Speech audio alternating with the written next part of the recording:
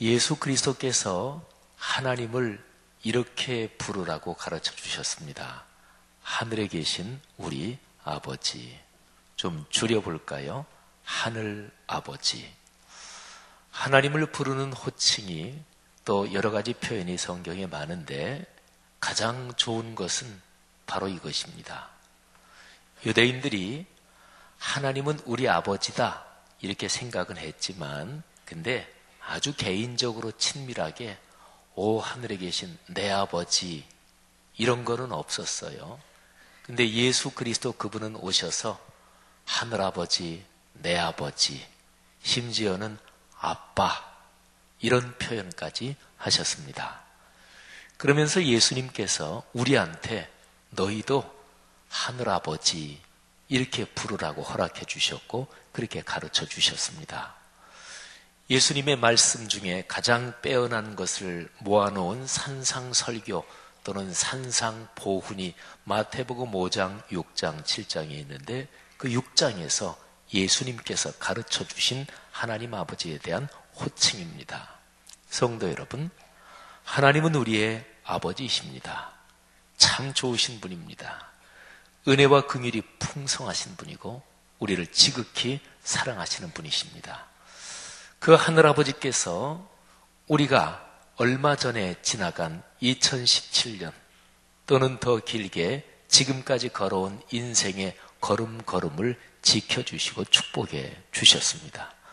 또 우리 말씀삼 공동체 성락선결교회 54년 역사 걸어오는 모든 걸음을 지켜주셨고 또 때마다 일마다 은혜와 평안을 주셨습니다. 작년 1년 종교개혁 500주년이었고 그래서 성경 말씀 중에서 우리가 로마서 1장 17절 말씀을 붙잡고 살았죠. 오직 의인은 믿음으로 말미암아 살리라. 제게 작년 1년 동안 가장 크게 은혜가 된 말씀이 두 구절입니다. 지금 금방 말씀드린 로마서 1장 17절 그리고 또 하나가 로마서 8장 28절입니다. 우리가 알거니와 하나님을 사랑하는 자 곧 그의 뜻대로 부르심을 입은 자들에게는 모든 것이 합력하여 선을 이루느니라. 아멘. 하나님께서 우리 성도들의 삶을 여기까지 이끄셨고 그리고 주님이 은혜로 열어놓으신 새해 이제 7일째 걷는 중입니다. 그리고 우리 말씀 3 공동체 성락선결교회에 믿음으로 걷게 하신 은혜를 주셨고 또 모든 일이 합력해서 선을 이루게 하셨습니다. 하나님의 은혜로 우리 교회가 바로 지난주 화요일이죠. 2018년 1월 2일부로 우리 교회 모든 부채 상환이 완료됐습니다. 이제 부채 제로 시대가 됐습니다. 우리 하나님께 한번 박수로 감사를 올리겠습니다. 주님을 찬양하고 주님께 진심으로 감사합니다. 주께 감사를 올립니다. 우리 교회가 성전 건축을 하고서 들어온 지가 만 7년이 지났고 이제 8년 차예요. 설계를 1년 했고 시공을 3년, 4년 동안 건축하고 들어온 지 이제 8년 차 들어가죠. 우리가 건축을 할 때 땅값은 빼놓고 땅은 우리 땅이 있었으니까 땅값은 빼놓고 건축 비용 또 의자, 가구, 조명 이런 모든 것을 다 포함해서 약 400억 원이 들었습니다. 그 중에서 은행에서 200억 원을 빌렸어요. 빌릴 때 계약 조건이 3년 거치 7년 상환입니다. 그런데 만기일이 2019년 내년 후년 9월까지 다 갚는 계약 조건으로 빌렸죠. 우리가 상환 기간이 이제 3년 거치 기간 지나고 7년 상환이 시작되고 한 1년 정도 지났을 때 우리 당회원 장로님들이 잘 세심하게 계획을 세웠어요. 그래서 2019년 9월까지 상환이 완료되도록 계획을 잘 세웠습니다. 그래서 계획대로 쭉 진행해 가다가 하나님의 은혜로 2년 정도 앞당겨서 부채 상환이 완료가 됐어요. 어느 한 가정이 하나님의 은혜에 깊이 감사하면서 헌금을 해주신 또 그런 것도 있고 해서 한 2년 정도 앞당겨서 부채 상환이 완료됐습니다. 우리 교회가 54년 걸어오면서 또 우리 박태희 목사님 쭉 목회하시던 시절에 교회가 계속 확장되면서 묘지도 사고 기도원도 사고 또 이런저런 것도 하고 사실은 부채가 늘 있었습니다. 제가 다 조사해 보진 않았지만 54년 역사에서 부채 제로 시대 아마 거의 처음이 아닌가 싶습니다. 하나님의 은혜지요. 무엇보다 하늘아버지께 찬양, 영광, 감사를 올려드립니다.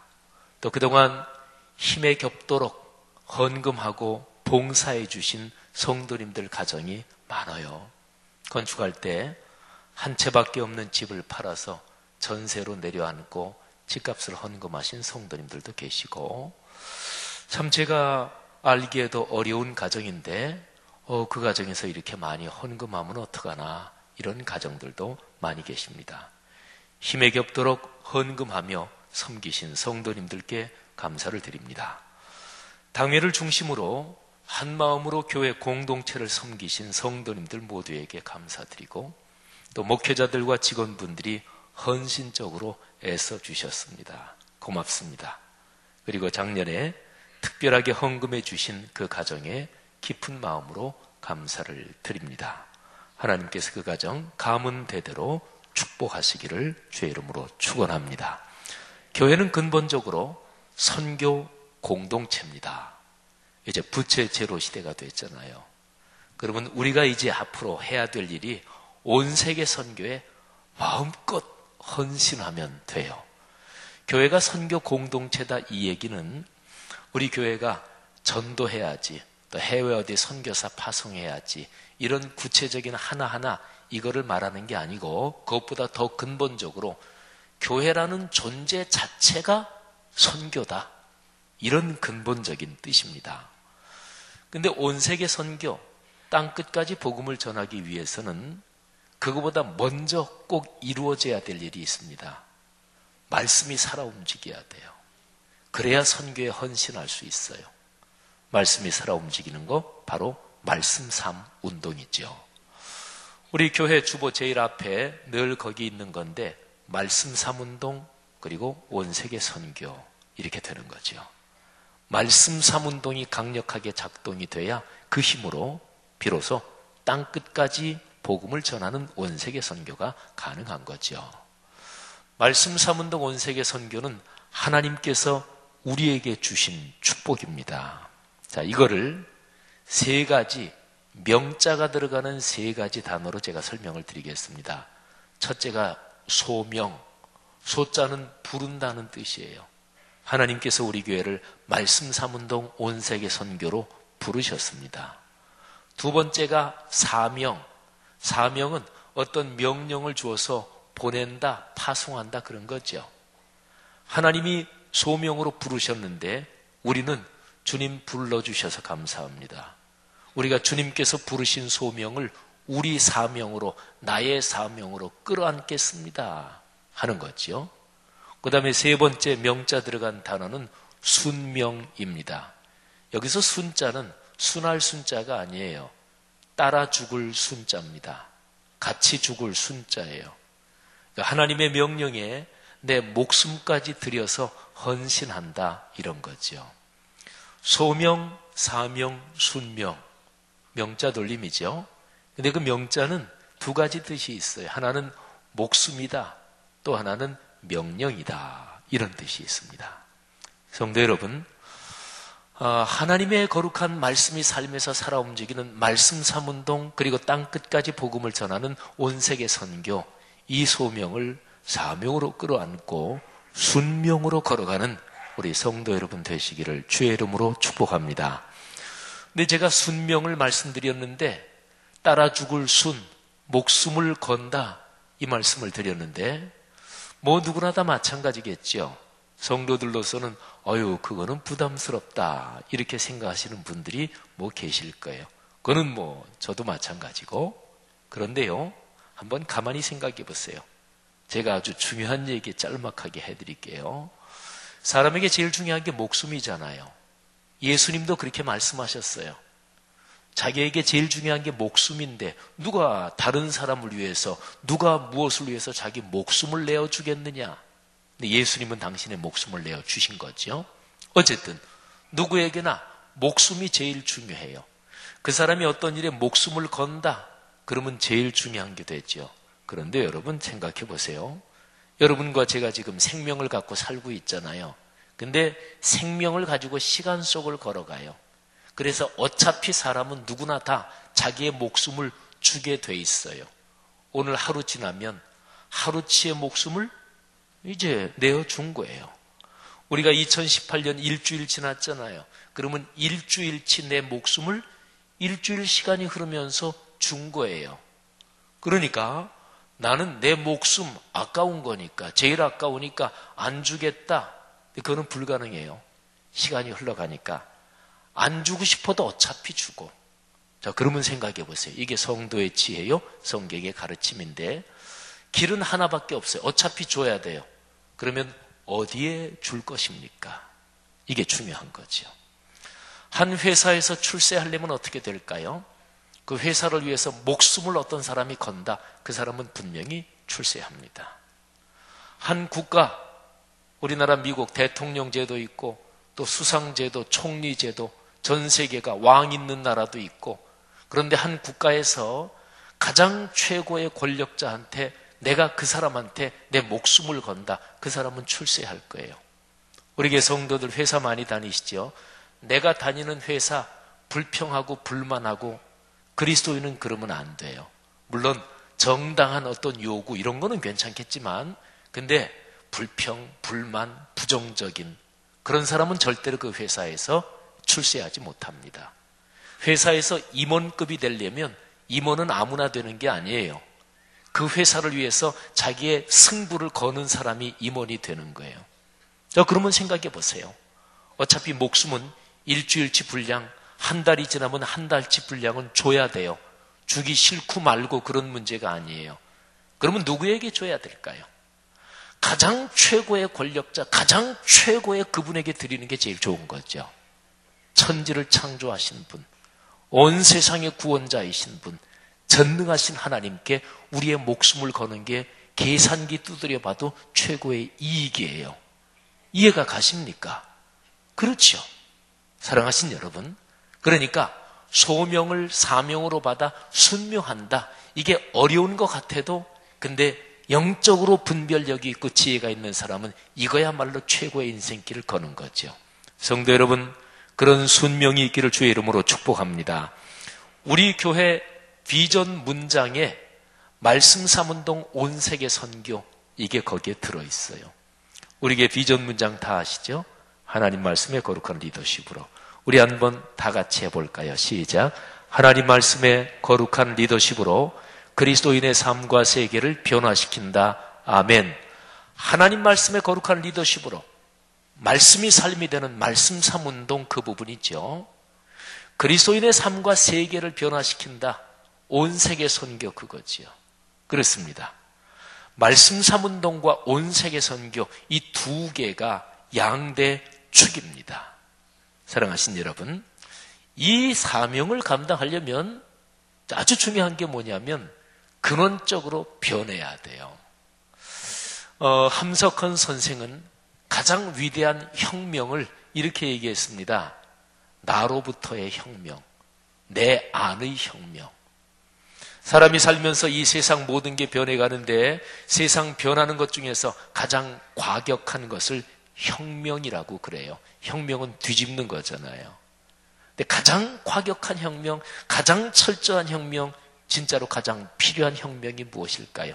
함석헌 선생은 그거를 자기 자신 내면으로부터의 혁명이라고 얘기를 한 거죠. 그 혁명이 바로 예수 그리스도를 만나고 하나님의 거룩한 말씀이 내 안에서 작동되면서 내 안에서 혁명이 일어나는 거예요. 이걸 진정한 변화라고 합니다. 성경 말씀 가운데서 진짜로 놀라운 변화다, 그렇게 표현한 말씀 중에서 제가 한 구절만 말씀드릴게요. 고린도후서 5장 17절. 그런즉 누구든지 그리스도 안에 있으면 새로운 피조물이라. 이전 것은 지나갔으니 보라 새 것이 되었도다. 아멘.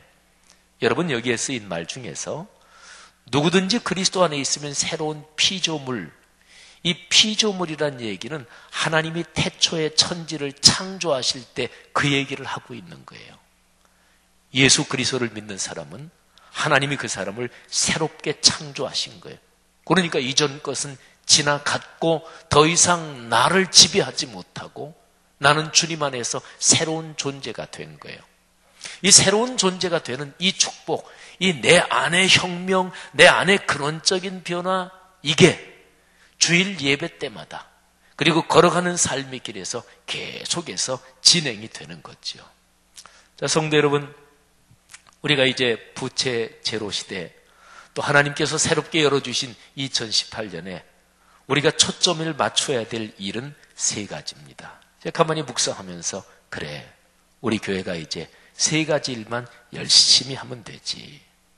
첫째는 내가 예수 그리스도의 십자가의 보혈로 구원받은 사실을 제대로 깨닫고 예배 드리는 거예요. 그러니까 예배입니다.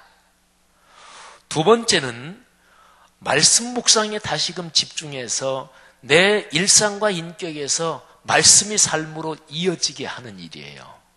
자, 그런데 예배하고 제가 지금 두 번째 얘기한 거, 말씀이 삶에서 작동하게 하는 거, 이거는 사실은 하나나 마찬가지입니다. 우리 지금 예배의 자리에 있잖아요. 그러면 예배 때 주님 만나고 그리고 선포되는 설교, 들리는 말씀이 있죠. 한 달에 한 번 성찬식 하잖아요. 성례는 보이는 말씀이지요. 그러니까 예배 드린다는 것은 하나님을 만나는 것인데 구체적으로는 들리는 말씀과 보이는 말씀, 설교와 성례를 통해서 하나님을 만나는 거예요. 그러면 예배에서 받는 축복이 뭔가요? 말씀을 받는 거예요. 그게 하나님 만나는 거예요. 그래가지고 그 말씀이 예배 끝나고 오늘 2부 예배 끝나면 가정으로 돌아가시고 월화수목금토 생활하잖아요. 그 일상과 인격 거기에서 그 받은 복 말씀대로 생활하는 거예요. 그거를 가리켜서 사실은 그것도 예배예요. 그거를 삶의 예배라 그래요. 일상의 예배라 그래요. 로마서 12장 1절 2절에서 사도 바울께서 성령의 감동으로 주신 말씀이 그런 거죠. 그러므로 형제들아, 내가 하나님의 모든 자비하심으로 너희를 권한다. 너희 몸을 하나님이 기뻐하시는 거룩한 산 제물로 드리라. 몸을 제물로 드리라. 그게 일상의 예배를 말한 거예요. 그러니까 이렇게 예배당에 말씀 성전에 모여드리는 예배, 그리고 다시 이제 생활에 나가서 예배 때 받은 복으로 사는 일상의 예배, 이런 거죠. 그러니까 제가 드린 첫 번째, 두 번째는 사실은 하나로 묶을 수 있는데 그게 바로 예배입니다. 자, 그 다음에 마지막 세 번째 또는 1, 2번을 하나로 묶으면 두 번째가 되는데, 자, 예배, 그리고 또 하나가 무엇일까요? 그게 바로 선교입니다. 자, 선교하는 일에 구체적으로, 지속적으로, 묵묵히 헌신하는 것입니다. 제가 세 가지 표현을 드렸어요. 설교자마다 언어 구사 스타일이 틀려요. 어떤 설교자는 막 열정적으로 막 속에서 나오는 데는 막 이제 표현을 막 쏟아내는 그런 설교자도 있고, 저는 좀 그렇지 않죠. 제가 어떤 표현할 때 저는 세심하게 표현합니다. 어떻게 선교하느냐? 구체적으로, 그리고 지속적으로, 그리고 묵묵히. 선교를 큰 틀로 잡아가지고 이렇게 한다. 근데 중요한 것은 디테일이 중요합니다. 보통 쓰는 말에 악마는 디테일에 있다, 이런 얘기 하잖아요. 그죠? 개론은 충분한데 큰 틀에서 얘기는 잘하는데, 근데 구체적으로 디테일로 하지 않으면 그게 무슨 소용이 있겠어요? 성도 여러분, 우리 교회가 7년 전 2011년 5월 15일에 온 세계 선교 출범 예배를 드렸어요. 그러면서 우리가 온 세계 12개의 미션 센터를 세운다. 그동안 이 일을 위해서 많이 기도해 주신 분들 계시죠. 또 어떤 분들은 이렇게 아주 노숙하게 노련하게 생각한 분들도 있었을 거예요. 그래, 담임 목사가 교회를 끌어가는데 이루어지진 않아도 큰 목표가 필요하지. 지 목사 똑똑하네. 아마 이렇게 생각한 사람도 있었을 거예요. 사랑하신 여러분, 12개 미션 센터 중에서 구체적으로 올해 5월 6일에 북미 선교센터가 설립이 돼요. 할렐루야. 온 세계 12개 미션 센터, 어떻게 열어주실지 우리는 몰라요. 근데 하나님께서 올해 드디어 문을 열어주시는 거예요. 모르죠. 2, 3년 어간에 하나님이 서너 개, 4-5개를 한꺼번에 열어주실지 그거는 저는 몰라요. 하나님이 하실 것입니다. 그러니까 선교를 하되 구체적으로, 두 번째 지속적으로, 한번 흥이 나서 감동을 받아서 한번 이렇게 했다가 금방 식어지고 그거 말고 지속적으로, 그리고 세 번째는 선교하면서 내 이름 내고 우리 교회 자랑하고 그게 아니라 묵묵히 오로지 주님께 영광을 돌리며. 성도 여러분, 부채 제로의 시대에 우리가 애써야 될 일이 바로 이 두 가지입니다. 예배, 선교.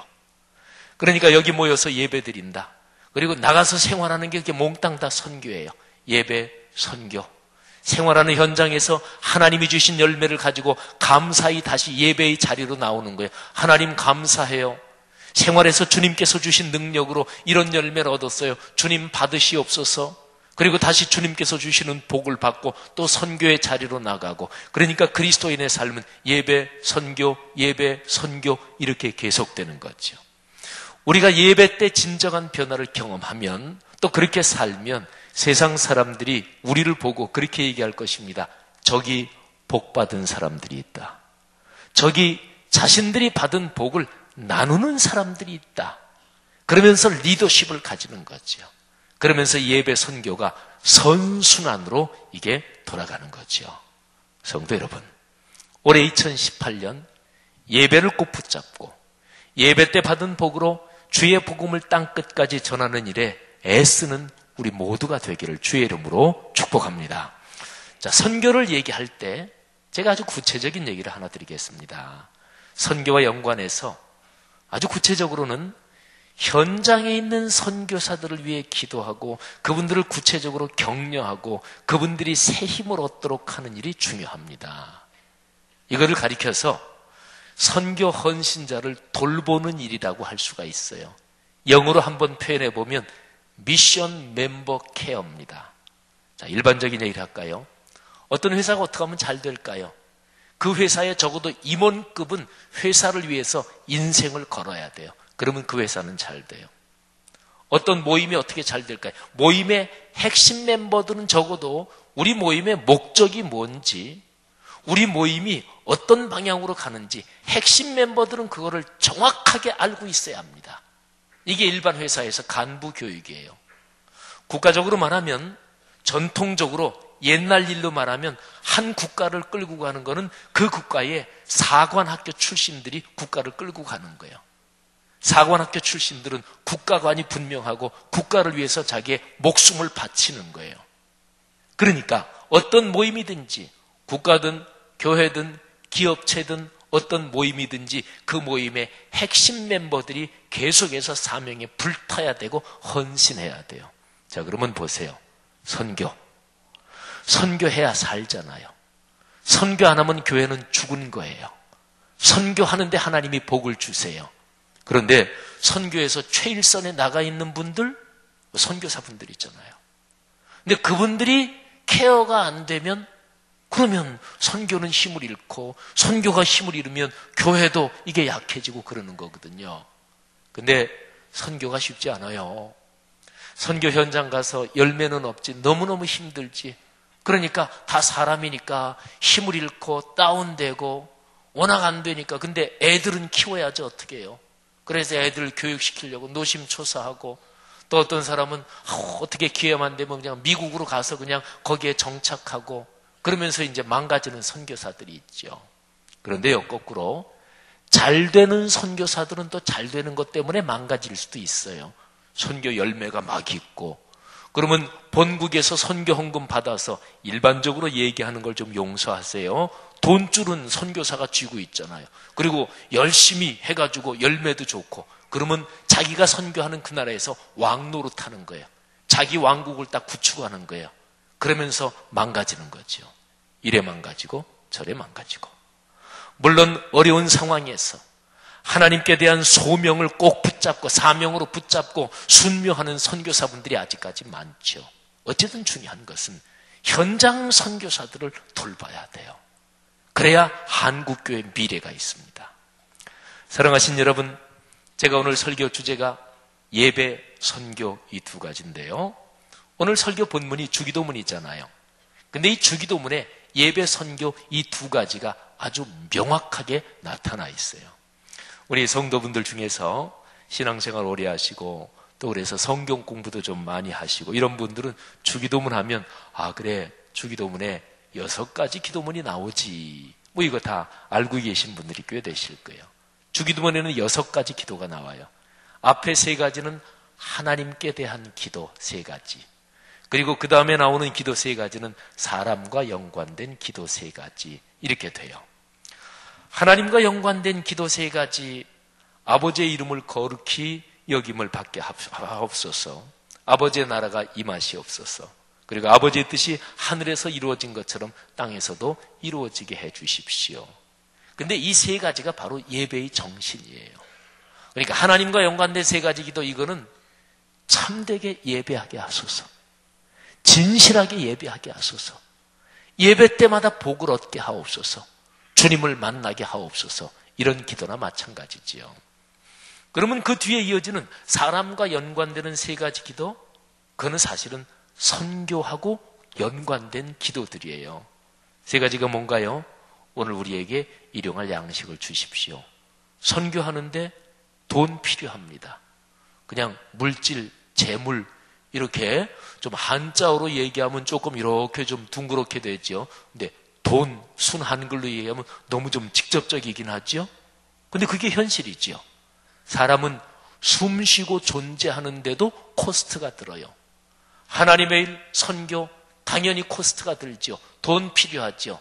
일용할 양식 필요하죠. 자, 이게 첫 번째입니다.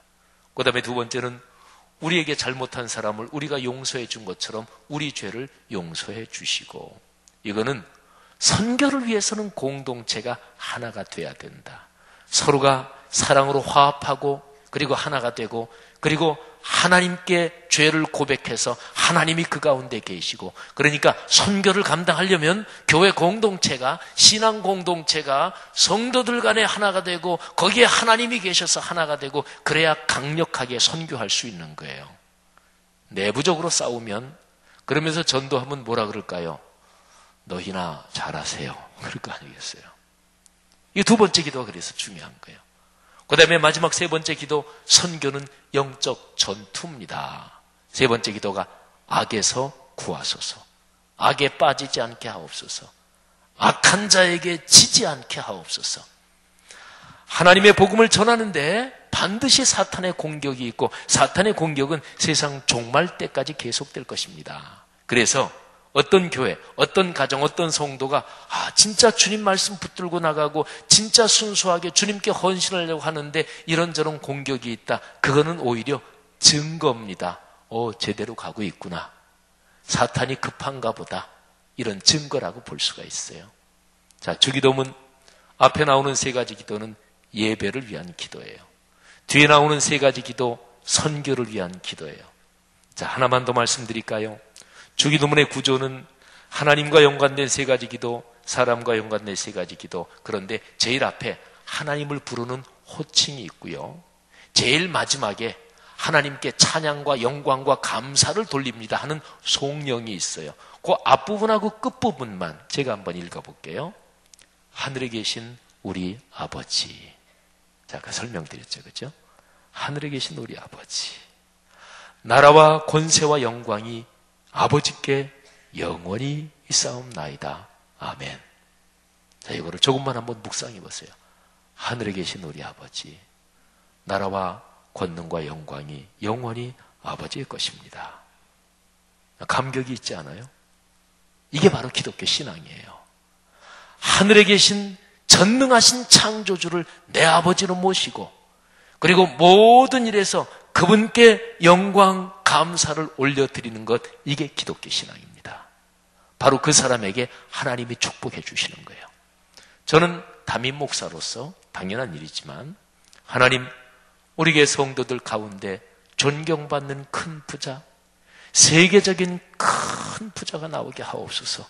이 기도를 저는 날마다, 거의 매일마다 합니다.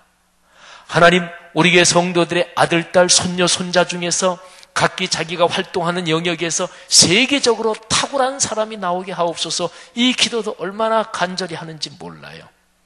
우리 교회 성도들 가운데 존경받는 세계적인 부자가 많이 나오기를 주의 이름으로 축복합니다. 여러분의 아들, 딸, 손자, 손녀 중에서 걸어가는 인생의 그 영역에서 세계적으로 탁월한 영향력을 가진 사람들이 많이 나오기를 주님의 이름으로 축원합니다. 그런데 제가 목사잖아요. 성경적으로 기도해야 하잖아요. 그런 기도를 하면서 거기서 끝이 아니고 반드시 뒤에 뭐를 붙여요. 하나님, 그렇게 존경받는 큰 부자가 돼서 주님의 거룩한 일을 위해서 마음껏 헌신하는 그 가정 가문이 되게 하옵소서. 하나님, 탁월한 사람이 돼서 그래서 그 탁월한 사람, 그 가문의 그 사람이 전 세계적으로 주님의 영광을 드러내게 하옵소서. 세계적인 부자다, 탁월한 사람이 됐다, 그리고 거기서 끝이다. 그래서 어쨌게요? 자기 유명해지고 자기 돈 많이 벌고 그래서 끝이다. 그게 뭐 어쨌다고요? 그런 사람 세상에 널려 있잖아요. 성경적인 축복은 창조주 하나님께 영광을 돌리고 그분의 뜻에 순종하고 그분의 일에 순명하는 거기에서 하나님이 그 사람을 통해 그 가정과 가문을 통해 복을 부어주시고 거기서 복이 흘러가게 하는 거예요. 그러니까 복의 유통 통로가 되게 하시는 거지요. 성도 여러분, 바로 이게 중요한 원리입니다. 하나님의 그런 능력이 여러분의 삶에 2018년 내내 넉넉하기를 주님의 이름으로 축복합니다. 그렇게 기도로 믿음으로 사는데 여전히 세상의 삶은 만만치 않고 또 영적으로 악한 영이 시험하고 공격하고 그런 게 많겠지요. 그래서 우리는 하나님의 역사를 믿고 그리고 기도하며 걸어가야 되는 거죠. 본회포 목사님이라고 있습니다. 이분이 독일 히틀러 치하에서 히틀러를 반대하다가 체포돼서 그래서 감옥에서 세상을 떠나십니다. 근데 이분이 1944년 12월에 감옥에서 시 하나를 써요. 근데 그 시에 1945년 신년 새해 이런 메모가 써 있어요. 그러니까 1944년 12월 거의 한 해가 다 끝나가려는 무렵에 다음의 새해를 생각하면서 시를 쓴 거예요. 근데 보네포 목사님은 사실은 히틀러가 죽고 나치 제국이 망하는 걸 보기 전에 이 감옥에서 처형을 당합니다. 우리나라 위대한 시인 윤동주 시인하고 좀 비슷하지요. 근데 이 보네포 목사님이 말하자면 그런 악한 세력이 진두르는 그런 상황, 야만의 세계, 악한 영이 활동하는 그런 세상 가운데서도 보네포 목사님은 선한 능력, 하나님의 손길이 우리 가운데 역사한다. 이거를 믿었어요. 자, 감옥에서 쓴 시예요. 내용을 한번 제가 잠깐 말씀드릴게요. 우리는 선한 힘들에 감싸여 있다. 영적인 존재가 있고 하나님이 천사를 보내서 우리를 축복하십니다. 선한 힘들에 평안히 감싸요. 우리는 보호받고 위로받습니다. 나는 이 날을 그대들과 함께 사네. 그대들과 새해를 여네. 보네포 목사님은 신앙의 동지들 또는 그리스도인들 공동체와 더불어 나는 여러분과 사랑하는 여러분과 더불어 삽니다. 나는 여러분과 더불어 새해를 엽니다. 지난해 어려운 일들이 아직까지 우리 마음을 괴롭히고 악한 날이 우리를 짓누르기도 하지만 그러나 주님께서 어떨 때는 두려운 우리 영혼이 있지만 그런데 주님이 우리에게 구원을 주시고 능력을 주십니다. 살면서 고난에 쓴 잔이 있을 경우가 있어요. 삶이 무거울 때가 있어요. 그런데 그게 주님께서 내게 주신 내 십자가라면 그러면 주님 당신의 선한 손에서 감사히 받겠습니다. 주님이 이 세상의 기쁨, 찬란한 태양, 그 빛을 날마다 우리에게 주시잖아요. 그래서 우리는 지난 일 동안에 주님께서 우리를 축복하신 그거를 회상하면서 주님을 찬양하는 거예요. 그리고 그때에 주님께서 우리에게 주신 축복이 지금 현재 우리가 걸어갈 미래에서 우리에게 복이 되는 거죠. 어두운 세상, 캄캄할 때가 있습니다. 그런데 그때마다 그 캄캄함 속에서 주님의 거룩한 빛, 촛불이 따뜻하게 불타고 있는 거죠. 그래서 성도들이 다시금 하나 되고 그리고 그 빛을 어두운 세상에 비추는 거지요. 때로는 적막이, 캄캄함이 우리 그리스도인을 둘러싸고 짓누를 때가 있습니다.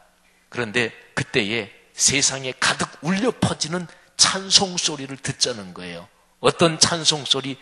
그리스도인이 소망을 가지고 부르는 찬송 소리, 당신 자녀들의 찬양 소리를 듣자는 거죠. 선한 힘들이 우리를 품고 계십니다.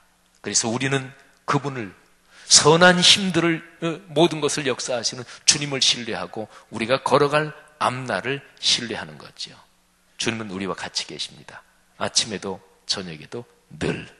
그래서 우리는 매일매일 하루씩 주님 손 꼭 붙잡고 걸어가는 거죠. 성도 여러분, 이게 바로 여러분들에게 주보사에 끼워드린 보네포 목사님의 시예요. 어떠십니까? 2018년 어떻게 기대하십니까? 어떻게 사실이라고 생각하십니까? 하나님이 우리 교회 공동체 그리고 여러분을 축복하실 것입니다. 여러분의 가정과 가문을 축복하실 것입니다. 이 믿음 갖고 우리에게 열린 2018년 걸어가시기를 주의 이름으로 축복합니다.